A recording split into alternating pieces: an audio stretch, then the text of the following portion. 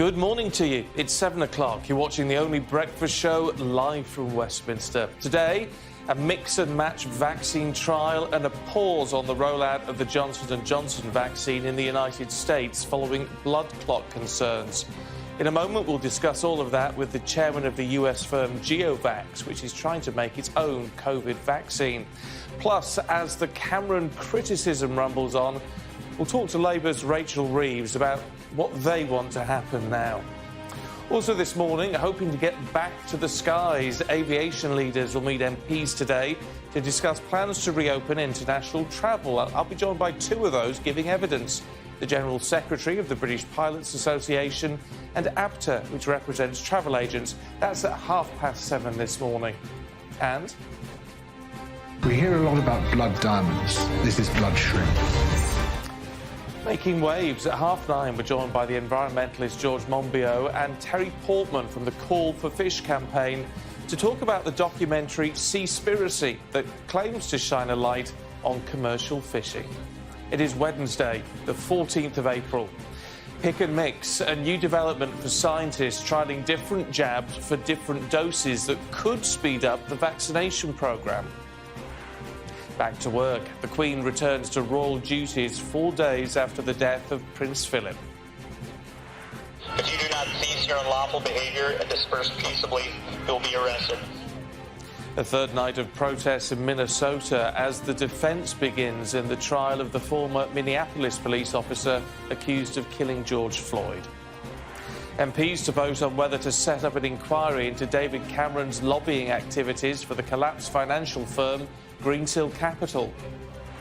We tracked down the Italian whistleblower who's accused the World Health Organization of shelving his report, which could have helped other countries prepare for the pandemic. And into the forest, we investigate why the UK's trees are at crisis point.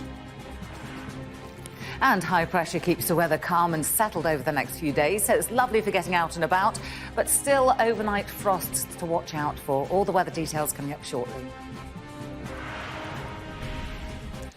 Well, a very good morning to you. Scientists hope it could offset supply chain limitations and help to speed up the vaccination programme. A study looking at the possibility of alternating between the Oxford AstraZeneca and Fisa COVID-19 vaccines for different doses is being expanded to include 2 additional jabs, the Moderna and Novavax vaccines. Ivor Bennett reports now on the hopes for mixing and matching doses. Individually, they're already seen as our best defence against coronavirus, but can combining vaccines make those defences even stronger? The mix and match approach is seen as a potential solution to supply issues, not just here, but around the world. Vaccine supply may not be as regular. You may get a big delivery of one vaccine and then a few months later a big delivery of another vaccine. You're not going to be able to control the supply in the first and second doses as well, perhaps, as some other countries. So these mixed schedules might well be the key to getting 2 doses into as many people in the world as possible.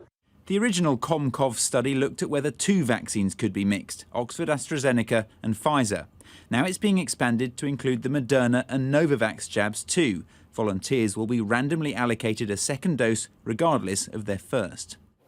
The research is being led by the University of Oxford. Sky News spoke to some of those taking part when it began in February. Just really keen to try and get back to normal.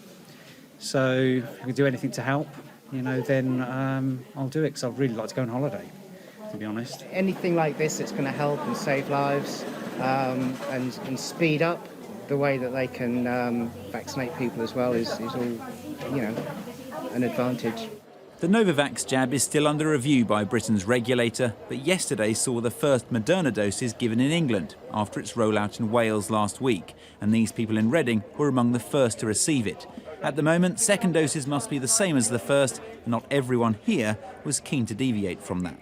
I think I'd rather have the same dose of the same vaccination. Yeah, I'd take anything, I think. As long as it's trusted, that's fine. No, I think I'd prefer them both to be the same, to be honest. I don't know why, but I don't know. I just think it feels far more comfortable if it was the same. Any promising results will be assessed by the regulator, while researchers hope to uncover the golden ticket, a combination that gives an immune response even stronger than the individual vaccines. Ivor Bennett, Sky News. Well, meanwhile, the rollout of the Johnson & Johnson vaccine has been delayed in the United States and Europe following concerns over rare blood clots. The US, UK and EU have ordered hundreds of millions of doses of the Johnson & Johnson. Of the nearly 7 million jabs given in the States, 6 blood clots have been reported and there's been 1 death. A similar rare clotting disorder concern has been raised for the AstraZeneca vaccine in Europe, and its use has been suspended for some age groups in several countries. Both vaccines work in a similar way by using another virus to carry genetic material from the coronavirus protein into the body. Well, let's talk to David Dodd, who's the chairman and chief executive of GeoVax, which is currently working on creating its own COVID vaccine. It's good to see you this morning. Can I ask first about the Johnson & Johnson concerns? I mean, when we look at just how rare these in some cases, tragic side effects are, how concerned should we actually be? Well, we should be concerned, but we should put it in perspective, just as you note. We've had almost 7 million doses of the Johnson & Johnson vaccine administered. There have been 6 reported blood clots and 1 unfortunate death. That needs to be investigated.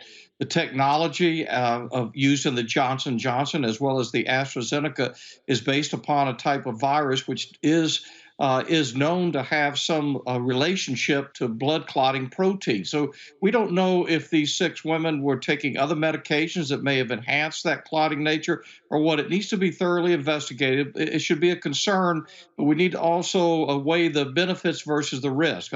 So there are other options out there which we're very fortunate to have, but still we should investigate this. There could be certain subpopulations, women of a certain age group on other medications that could be at higher risk. We need to understand that. Yeah, I was going to talk about those subgroups because clearly this raises concern for everybody. The general population will look at this and it does raise some red flags, like it has done with the concern over AstraZeneca. And yet, I know you've been quite a proponent of talking about how different vaccines affect different subgroups in very different ways. That's true, and that's a very important point to make. We need to recognize that, first of all, the mRNA technologies, the Moderna, the Pfizer, BioNTech, that's a new technology. It's able to move forward very quickly, get products produced and made, but it's a new technology. We really don't know what long-term effects may be, so we do need to study these things. The adenovirus has a relationship that's been linked historically to blood clotting proteins. We don't know how prevalent that is. And then there are other technologies, such as what we use at GeoVax, which has been around for many years and is known for its exquisite safety and is used specifically for populations who have comorbidities and other at-risk factors. So I think eventually, and what many people in the industry are looking forward to, are a variety of vaccines based for certain types of groups and cohorts. I mean, I think I'm right in saying, am I, that the GeoVax is looking to be a single-shot vaccine. I mean, moving forward, that is obviously going to be of great benefit if we can get to that point with a safe vaccine. That's correct. The technologies, the adenovirus, the J&J, AstraZeneca, and even the Moderna, the BioNTech, Pfizer, they allow you to address one virus protein at a time, which means if the variants do, in fact, continue to emerge, the UK variant, the South African, et cetera, we'll probably have to see reconfigurations on an annual basis depending on the variants. Our technology is one that enables us to encode multiple virus proteins. It's slower to be able to get to manufacturing, but it does give you a broader coverage and the opportunity for single dose with minimal refrigeration. So we don't think ours is a replacement for the others. We think it's an addition to. And when are you likely to come to market with that? Ours is much slower. We have yet to be widely funded or heavily funded by the federal government. In January of this year, we announced our first funding from the U.S. NIH. We expect to receive additional funding, and we're right now engaged in testing that includes animal testing against the South African variant. So we'll be able to get a picture over the next month or so in terms of how well we protect against that in animal models, and hopefully with that we'll be able to accelerate and go forward and in less than a year be into the clinic. In the meantime, though, as you say, you're looking to be an additional rather than a replacement for what's on the market. What do you make of the ongoing research now into the mix and match approach with different vaccines for different doses? I mean, are there possibilities there? Because that could be a huge step forward when it comes to the problems with supply chains. It's an interesting concept, but we need to keep in mind that we're talking about mixing and matching of technologies that have not been utilized in human vaccines before. And we really, the issue is we just don't know. And we need to understand that. It does not mean that we shouldn't study it and we shouldn't evaluate it. It could certainly improve the availability and distribution on a global basis, and that's absolutely critical. But we do need to understand what happens when you start mixing and matching, going across different technologies, and what is not only the immediate risk and benefit, but also the longer term. I mean, you talk about, I think you said mRNA for the AstraZeneca and Johnson & Johnson's. Is the Pfizer vaccine working on a different basis? Yes, the mRNA is actually the Moderna in the Pfizer BioNTech technology, and it does work on a different basis than what one sees with the Johnson & Johnson and AstraZeneca. They work on a particular virus called adenovirus. Which has been historically linked. Certain adenoviruses have been to blood clotting factors. That's not the case with the technology that is utilized by Moderna or the Pfizer BioNTech type of technology. But those are also new, and we need to understand those. And that's really what the challenge is, and why we do such extensive trials on a typical basis. So it's interesting then that a lot of your concerns about the mix and match should be, you know, the potential long-term effects of this, which obviously is problematic when we're trying to get things done pretty quickly. That's correct. For instance, if you look at a cohort population of women of reproductive age, that actually fits in with the 18 to 48 ages that we're seeing with these women, the 6 who've reported blood clots. And what if they're taking oral contraceptives, which we know have a history of blood clotting issues? No. And if they're also on an adenovirus, is that putting them at an unacceptable risk? It may not be, but it needs to be monitored. It needs to be understood. So we need to understand these. We need to understand more about, for certain cohort populations and comorbidities, what is the appropriate vaccine pathway to consider for people in such situations. Look, it's really good to talk to you this morning, David. Thank you, and thanks for staying up to the middle of the night for us. Thank you. OK, let's have a look at the latest coronavirus figures then. And in the most recent 24-hour period, 2,472 new cases of COVID-19 were reported, with 23 more deaths. That brings a total number of people who've died within 28 days of a positive test to 127,123. Another 59,905 have had their first vaccine, and 201,191 have had their second dose. That means a total of 40.1 million jabs have been given across the UK. Now, last night, more people flocked to pubs and restaurants to celebrate their newfound freedom. This was the scene in Soho in central London, pretty busy, where groups of people convened in spite of the cold to take advantage of pub gardens and alfresco dining. Police patrolled the area to make sure that people kept to the social distancing rules. Now, the Queen has returned to royal duties just 4 days after the death of the Duke of Edinburgh. Let's talk to our correspondent, Ashna Huranak, who's in the newsroom for us this morning. It seems, I have to say, like a pretty quick turnaround. It really does, Stephen. This was the first in-person event that the Queen had attended since the passing of the Duke of Edinburgh on Friday, and it was to mark the retirement of the household's most senior official, former Lord Chamberlain Earl Peel. He has been that former kind of senior aide for about 14 years. He has been the person that the Queen has turned to for every first instance, that main connection between the Sovereign and the House of Lords. And ultimately, until very recently, the main person responsible for overseeing making the funeral arrangements for the Duke of Edinburgh himself. We found out on the weekend when the Duke passed that the royal family would end 2 weeks of national mourning, but they would continue to undertake engagements at appropriate circumstances, and this was deemed to be an exceptional case. The Queen attending, though, really does typify her deep sense of duty and that extraordinary lifelong commitment that she made to the country. Absolutely, within 4 days of her husband passing of more than 7 decades, her appearing for such a way is a huge mark of the character she is. We know that the royal family have been gathering around the monarch in the run-up to Saturday, which we know is the day for the Duke of Edinburgh's funeral, which has already been billed as a funeral like no other, with an extraordinary amount of armed forces personnel due to attend. OK, Ashna, thank you. Well, just to remind you that we will have full coverage of Prince Philip's funeral here on Sky News. Our coverage starts on Saturday at 12:30. Well, still to come this morning, today marks 100 days until the Tokyo Olympics. So at 7:45, we'll talk to gold medalist heptathlete Denise Lewis to look ahead to how coronavirus restrictions will affect the Games. At 8:30, we're going to be talking about sudden adult death syndrome with a mother who lost her son and is now the producer of a new documentary on what is the third biggest killer of young adults in the UK. And at 8:45, former world heavyweight champion boxer David Haye joins us to tell us about his new face mask that's raising money for the NHS. Now, the criticism over David Cameron's lobbying activities takes another twist today. Let's talk to our correspondent, Ali Fortescue. What's going to be happening?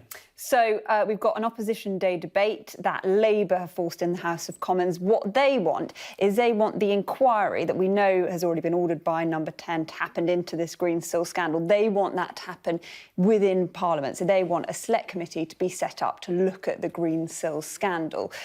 They will be forcing a vote. It is very unlikely that they'll win, obviously, because we know the Conservatives have a big majority. But it is clear that they're not going to be letting up pressure on this. We've also got PMQs today, so I'm sure the Prime Minister himself will face a lot of fire on this from Labour. I think what's going to be really interesting, though, is whether this is going to be starting to cut through with the public, because it's a really complicated scandal, you know, about government contracts, about supply chains.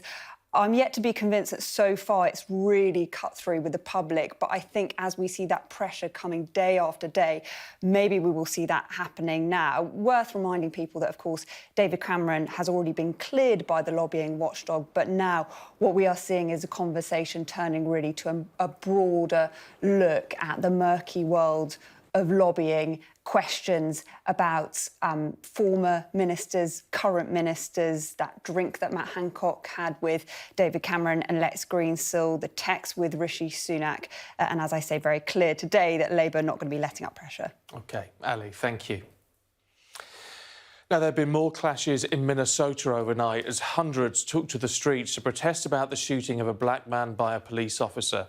It comes as the defence state their case in the trial of the former police officer accused of murdering George Floyd. Our US correspondent, Sally Lockwood, reports. Dante Wright's death has reignited an anger here. A third night of protests since he was shot by police, just miles from the trial of former officer Derek Chauvin for the death of George Floyd. Unlawful assembly. If you do not cease your unlawful behavior and disperse peaceably, you'll be arrested. Say his name! The two families standing together in grief outside court. You see the pain that they have caused our families, dear God. Dante Wright's mother was on the phone with him when he was pulled over. I could hear the police officers and scruffling with him. She called back and spoke on video to a passenger. She was crying and screaming, and she said that they shot him. And then she pointed the phone towards the driver's seat, and my son was laying there, unresponsive. My Lord. That was the last time that I seen my son. That's the last time I heard from my son, and I have had no explanation since then. George Floyd's girlfriend, here sobbing with Dante's family, told me by a twist of fate she knew him too. I'm crushed. It's enough that Floyd is gone, but for one of my youth to be gone as well. I worked with Dante for years, so. You knew Dante? Yes, yes. And he was just a wonderful, spiritful boy. Inside court, Derek Chauvin's lawyers began presenting their defence. For the first time, the jury heard this was an appropriate use of force against George Floyd. In terms of the initial uses of force, the officers' efforts to get Mr. Floyd into the car, you felt that they were objectively reasonable. I did. Did the use of force then continue after Mr. Floyd was restrained on the ground? I don't consider a prone control as a use of force. Spit out what you got. I'm going to tase you. The defence showed video evidence of George Floyd being arrested in 2019. A paramedic testifying Mr. Floyd had taken opioids. The prosecution argued it hadn't killed him then. He didn't stop breathing. No. His heart didn't stop. No. He didn't go into cardiac arrest. No. He didn't go into a coma. No. The trial may conclude as soon as next week, but an all too familiar story is playing out in tandem here. The resignation of the officer who shot Dante Wright has not quelled the anger. Her 26-year career lasting longer than his short life. Sally Lockwood, Sky News, Minneapolis. Well, we have continuous coverage of the trial into the killing of George Floyd, streaming online on our app, on YouTube and on Sky's Channel 524. Now, the white police officer who shot Jacob Blake in Kenosha, Wisconsin last year has been returned to duty. Kenosha's police chief said Ruston Shesky was back from administrative leave after an internal review found him to have been acting within policy. In January, prosecutors cleared Mr. Shesky of all charges related to the shooting, which left Jacob Blake paralysed and became a major flashpoint in nationwide protests for racial justice following the killing of George Floyd. Some other headlines for you this morning, and Egypt has impounded a cargo ship that blocked the Suez Canal for nearly a week and filed a £600 million compensation claim against its owner. The Ever Given got stuck last month and had to be dislodged by a specialist rescue team. About 400 vessels were delayed, with many forced to divert around Africa. Iran says it will increase its enrichment of uranium to 60% purity, its highest figure ever, bringing it closer to, but still short of, the levels needed for a nuclear weapon. It comes after an attack at Iran's Natanz nuclear facility, which Iran has blamed on Israel. France says it's coordinating a response to Iran's latest move with other world powers, adding that it is a serious development. President Biden has announced the US will withdraw all troops from Afghanistan by September the 11th to coincide with the 20th anniversary of the al-Qaeda attacks on America. The departure has been delayed by 4 months. The previous planned exit date of the 1st of May was set by former President Trump in an agreement with the Taliban last year. Young people, particularly those who are black, have been hit hardest by the rise in unemployment during the pandemic. That's according to the Resolution Foundation think tank, which warns that the youngest workers have borne the brunt of job losses because they disproportionately work in the sectors worst hit by the crisis, like hospitality and leisure. A bit of breaking news from Tesco for you this morning. Their pre-tax profits fell by almost 20% to £825 million over the last year. Now, that's despite them also unveiling a jump in sales during the pandemic. We'll get more reaction to that throughout the day. Now, it could have given the world more time. The words of an Italian scientist formerly employed by the World Health Organization, who's told Sky News that he was asked to change a key report which would have helped countries deal with the coronavirus pandemic. Prosecutors in Italy are urging the WHO to assist them in their investigations into how the country dealt with the virus. Our chief correspondent, Stuart Ramsey, reports. The gondolas are moored up. The ancient waterways are quiet now. Like the rest of the country, Venice is in lockdown. The dark streets are virtually empty, but in this quiet, a controversy is growing about the world's lack of preparation for the pandemic. At the centre of it is this man and his employer, the World Health Organization. Early last year, Italy was the epicentre of the COVID outbreak. Dr. Francesco Zambon was tasked with sending a detailed plan to all nations on how to cope, based on Italy's response. He did it, it was published, then it was withdrawn by the World Health Organization. The world never got the plan. They could have had what we didn't have, time. We didn't have time to prepare, but this report would have allowed them to buy time, which was by far the most important good for getting better prepared for the pandemic. The chaotic scenes of overwhelmed hospitals in northern Italy prompted the WHO to provide real-time analysis to help governments prepare. The report team discovered that Italy's pandemic plan hadn't changed since 2006 and noted it. Dr. Zambon and his lawyer say it wasn't an issue until WHO officials told the Zambon team to amend the report and say the plan had been updated. He refused and has resigned. I think that the problem here is about the lack of independence, a lack of transparency of the World Health Organization. The mandate of the organization is to preserve, to promote the health of the citizens of the entire world. And the story that happened in a year shows that the organization is bound by personal interests, by government's interest, and by financial powers. 100 miles or so west of Venice is Bergamo, one of the worst hit cities in the pandemic. Prosecutors are investigating the government's COVID planning on behalf of the families of those who died here. They've asked for the WHO to help their investigation, but so far it has refused, even saying staff members have immunity from questioning. It's left the prosecution teams confused and suspicious and talking to Dr. Zambon. Il problema per noi è ancora quello di sapere perché c'è stata questa esplosione pandemica qui.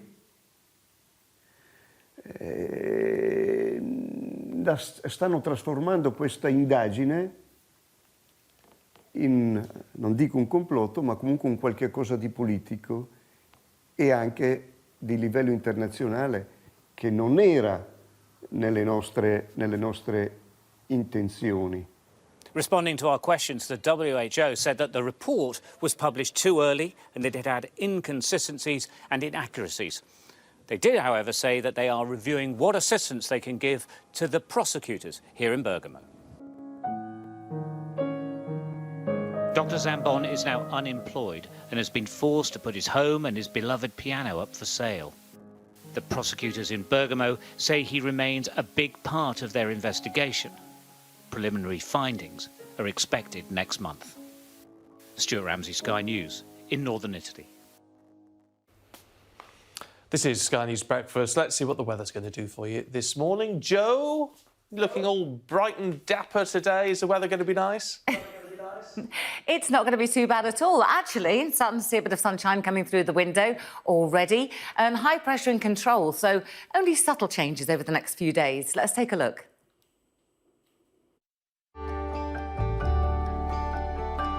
Look forward to brighter skies. The weather, sponsored by Qatar Airways. So the high pressure will keep things very nice and quiet, but we'll see subtle changes as well. Certainly as it starts to shift its way eastwards towards Scandinavia, we'll pick up a bit of an easterly flow, which will bring some showers into parts of Lincolnshire, East Anglia and the southeast, but that's for tomorrow. Starting off this morning, it's cold, it's frosty, particularly over northern parts. A little more in the way of cloud through central and northern England has kept it frost-free there.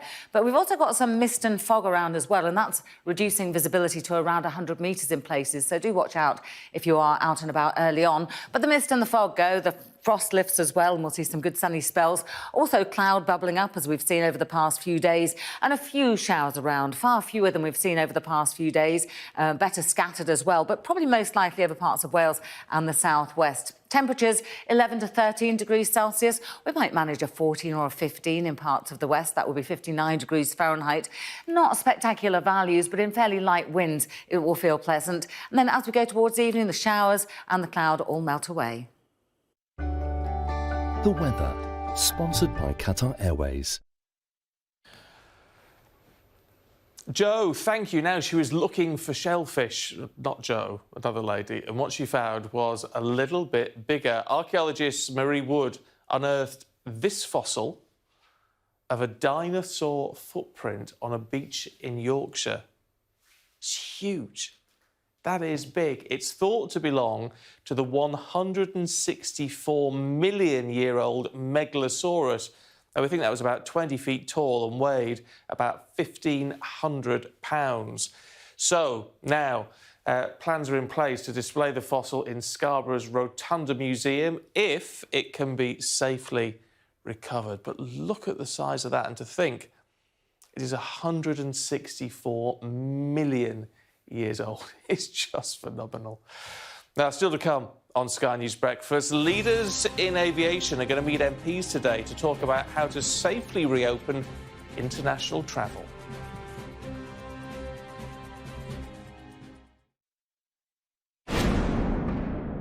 This is several 100,000 deadweight tons of steel being pushed through salt water. What they literally did was ram into Asia, their stern kicked out, went aground in Africa, and they hung over the Suez. It's just an industry that's very much out of sight on the high seas and out of mind. It could be pilot error, it could be machinery, it could be external elements.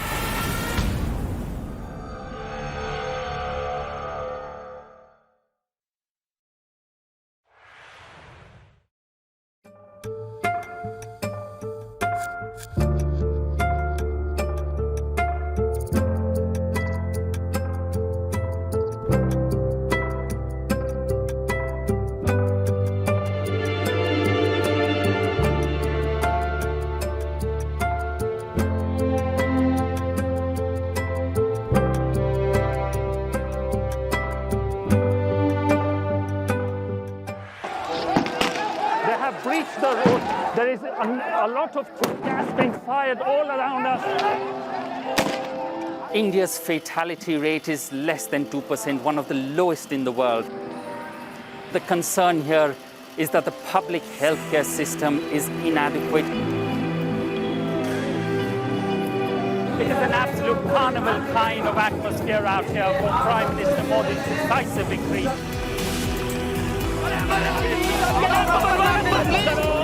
These students are defying the prohibitory orders, and now they're going to be arrested.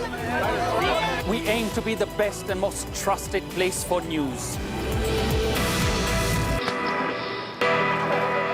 The roads have been inundated. The only way out is to get people by boat. What is feared that over 200 people might have died because of these landslides. This on any given day would have been bustling with people, but today it's absolutely deserted. This is one of the most sensitive areas of northeast Delhi where there's been clashes.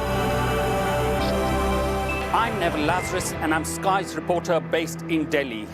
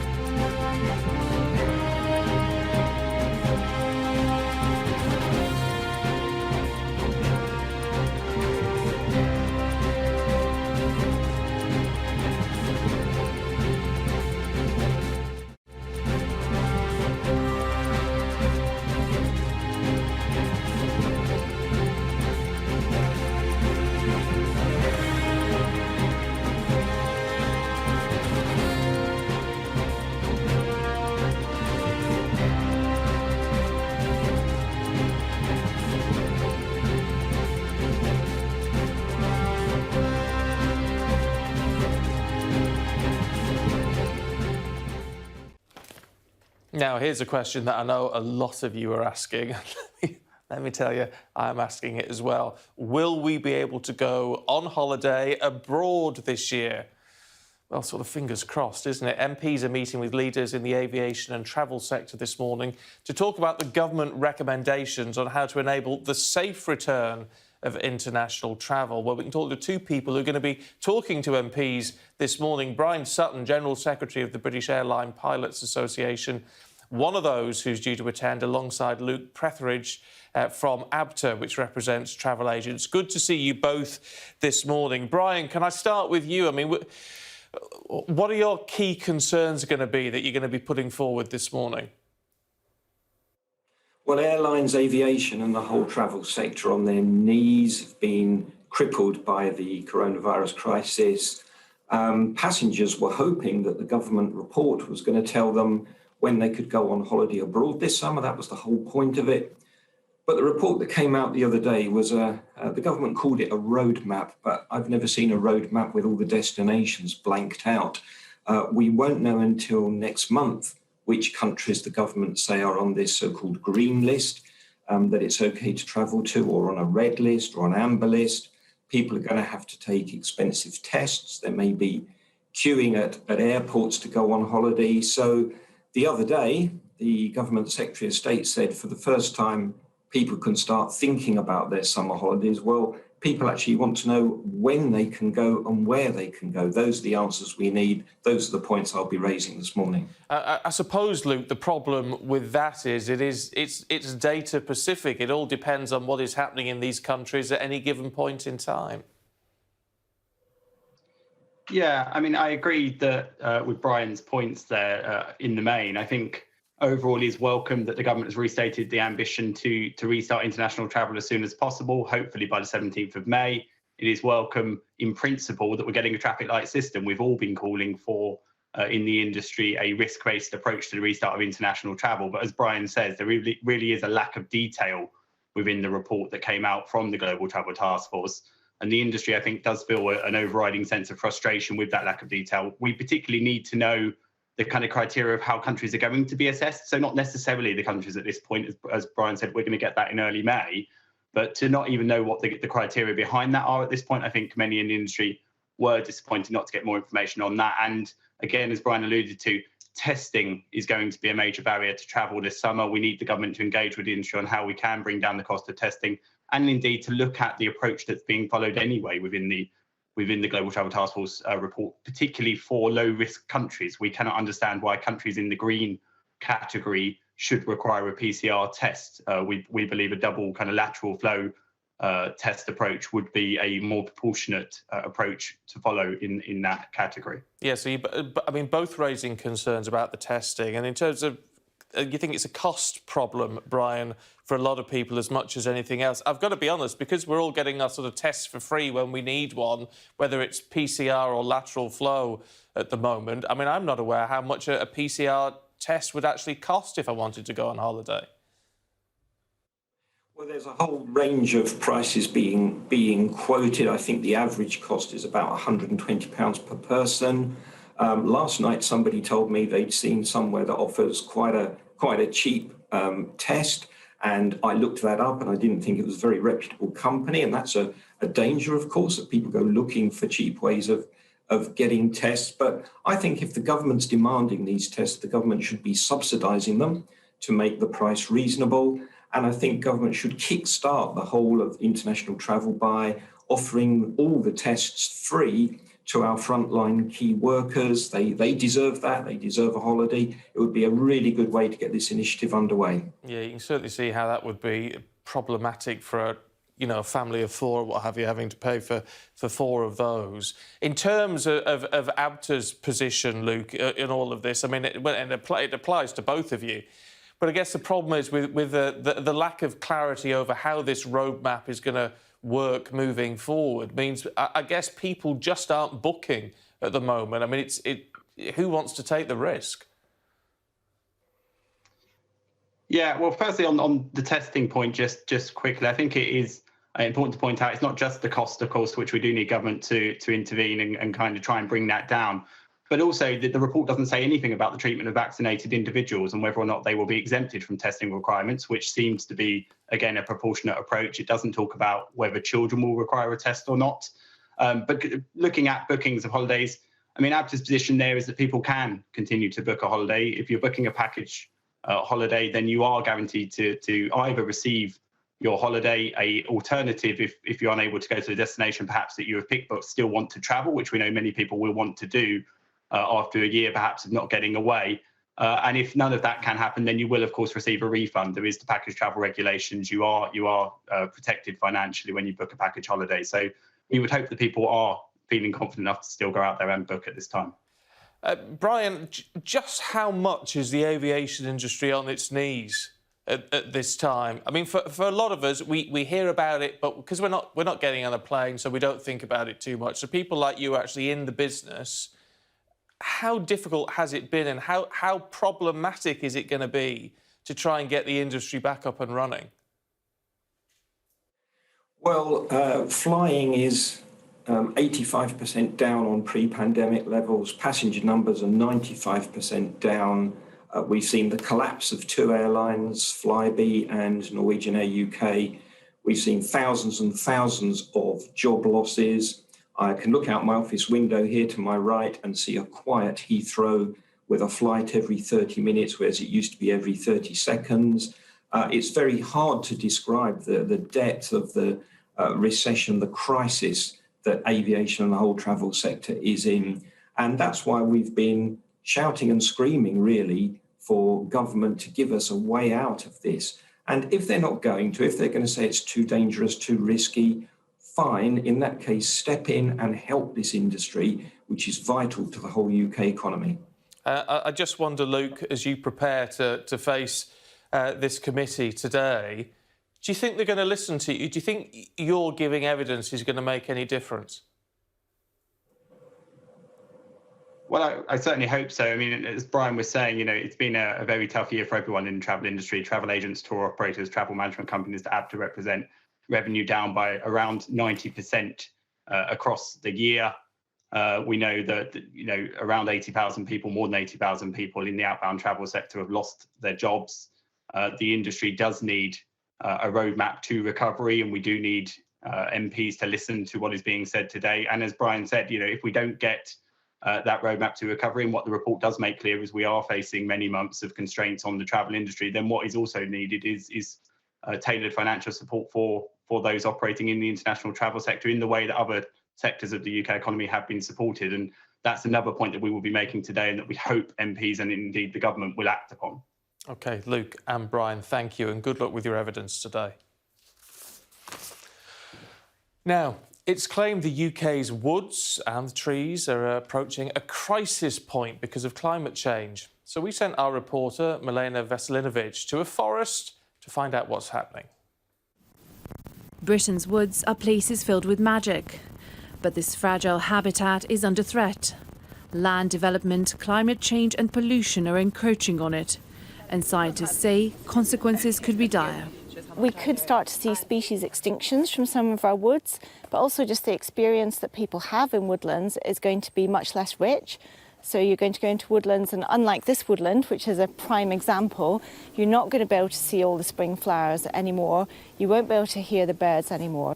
A new report by the Woodland Trust says only 7% of native woods in the UK are in a good condition, and nearly all exceed thresholds for nitrogen pollution, a byproduct of farming. Climate change is also shifting the timing of seasonal events.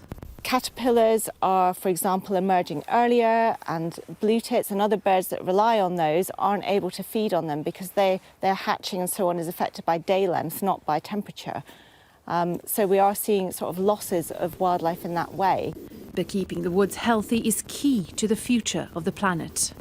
This ancient wood is more than 400 years old, and trees here capture carbon and store it for centuries.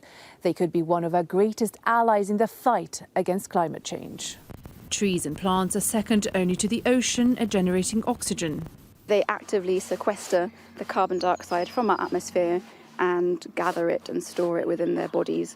This is really, really important towards the fight against greenhouse gas emissions increasing within our atmosphere. Experts say we need to quadruple the amount of trees we are planting to give nature a chance of recovery. If we don't, they say, there's much to lose.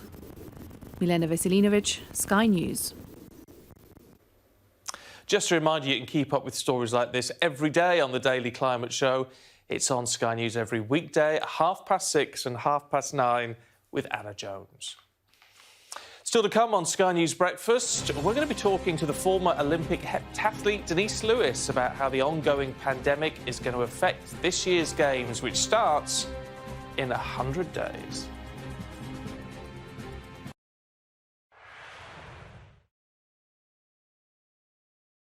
From my experience, swimming was never a priority when I was growing up.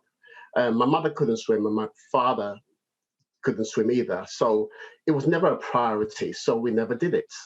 And as I grew older, it became something that it never even featured in my lifestyle. So if anybody ever asked me if I could swim, I just, said, oh, of course not, I can't swim, I'm black. Because at that time, I started hearing about the stereotypes and the stigmas and the myths. And it's easier to just hide behind them. So I just didn't. The statistics says that also the curriculum, which is across all schools in the UK, states that by the time a child finishes primary school, they should be able to swim 25 meters, perform two different kind of strokes, and also get themselves out of a water safety situation, perform a water safety test.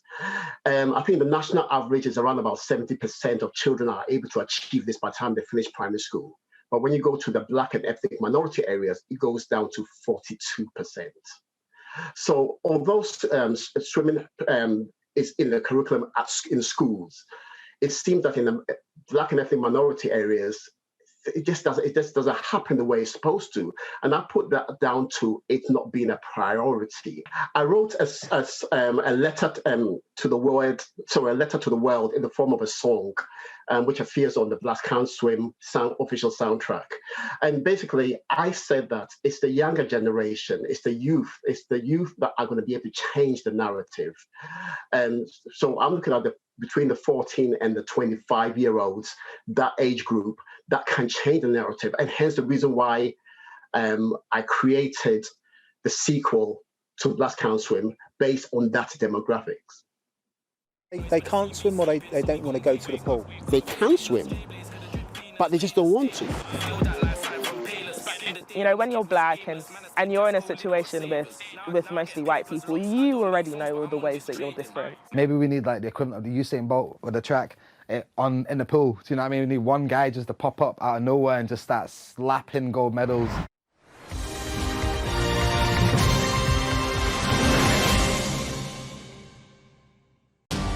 For the early risers. As we examine the story beyond the headline. For the knowledge seekers. Welcome to Divided States. For the straight talkers. The curious and the ones who want to be entertained. Backstage, Sky News' entertainment podcast. For wherever you are. Welcome to Sophie Ridge on Sunday podcast. For the ones who want to know more. Welcome to the All Out Politics podcast. For the listeners. From Sky News Storycast. Sky News Podcasts. Listen and subscribe for free. Did you know that if we all work together, we can really make a difference to the air pollution around our schools? Yeah, we should really do that. It's a mostly dry start to the day with quite a widespread frost over northern parts. Further south, there's some mist and fog which will give way to sunny spells later. And for many, it's going to be a very pleasant day. We will see a few showers cropping up, particularly over parts of Wales and the southwest. Temperatures into double figures. We could see a 13 or a 14 somewhere. That's 57 degrees Fahrenheit. And the air pollution levels, which have been low for quite a few days now, will remain low. There is a chance of them rising to moderate come the weekend. The Air Quality Report, sponsored by Philips Air Purifiers. Now, today marks 100 days until the start of Tokyo 2020. I presume they're still calling it Tokyo 2020. But questions remain over athlete vaccination, possible lockdown measures and whether anyone outside of Japan is going to be able to attend. Well, as Team GB athletes prepare for the Games, Olympian Denise Lewis is fronting a campaign to pay tribute to those who've supported others with mental health this year. And she joins us now. It's good to see you this morning. Look at all those trophies behind you. Wow, that's quite a that's quite a display. Look, how in terms of Team GB, how much anticipation do you think there's going to be 100 days out on the basis that we think it is going to happen? I think this is a significant moment. You know, just over 3 months to the start of the Games, and for athletes, delegations, everyone involved who have had to go through the cancellation of the Games. This is a landmark moment, and athletes will still be preparing, although we're surrounded by this air of, I guess, uncertainty, to put it mildly. I think it's business as usual for the athletes. They have been preparing for the Games. It got cancelled last year. They will still want to be at those Games. Listen, it's a competition that is viewed by billions. It will still be the most viewed championships this summer, and there's still medals to be won. So athletes will have that in their minds. I mean, you understand the pressures of this more than the rest of us will ever know. Do you think it has been an advantage to have an extra year to prepare, or a disadvantage that, you know, things were just cancelled last year? I think it will really depend on who you ask. You know, there are athletes that have elongated their competition and their training year in order to compete at the Olympics. There will be athletes that have been injured and probably welcome that extra time. But I think it's varied, but it's the uncertainty that I think still hangs around for a lot of people. Will it go on? I guess athletes have shown great resilience in keeping going, keeping their training, and that is the case for the rest of the nation. Our British public have shown great resilience getting through this pandemic, and as we sort of look at the roadmap for the rest of the year and the summer, it's those kind of things that give you hope, and the athletes are in the same situation. There are reports the Japanese government is thinking of banning overseas spectators. We don't know if that's actually going to happen or not. Will that matter for the athletes, in the sense that they still expect the stadia to be full, I guess, with locals, and I guess you're sort of surrounded by your teams and the British camp anyway. Will it make a huge difference? I think everyone's adjusted to a new norm. We've seen sport take place without crowds already for months. And so there is a training of the mind to be prepared that it might not be as full. It might be half full, some of the stadiums, but athletes are determined to compete. You know, they relish the opportunity for competition. And if it's just locals, then so be it. I think it's just important that the Olympics are such an iconic sporting occasion for so many reasons that it's important to go ahead.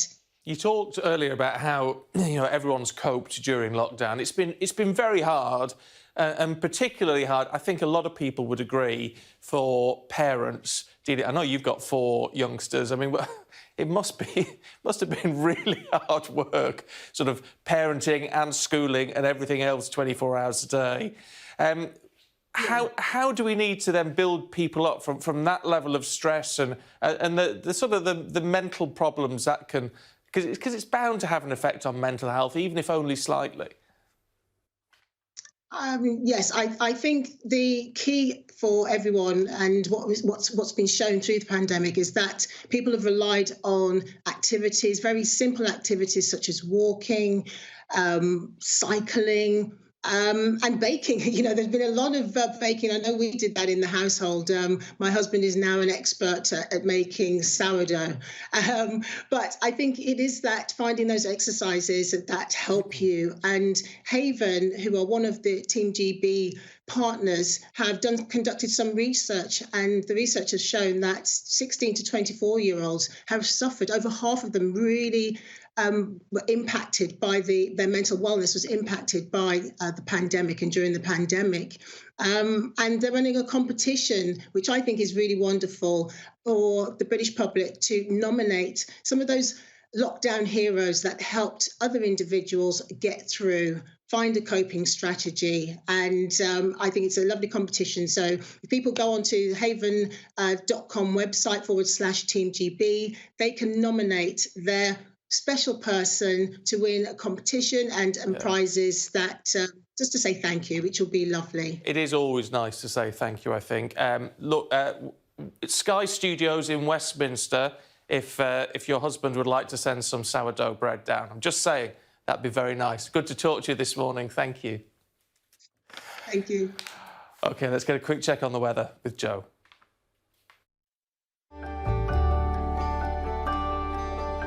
Look forward to brighter skies. The weather, sponsored by Qatar Airways.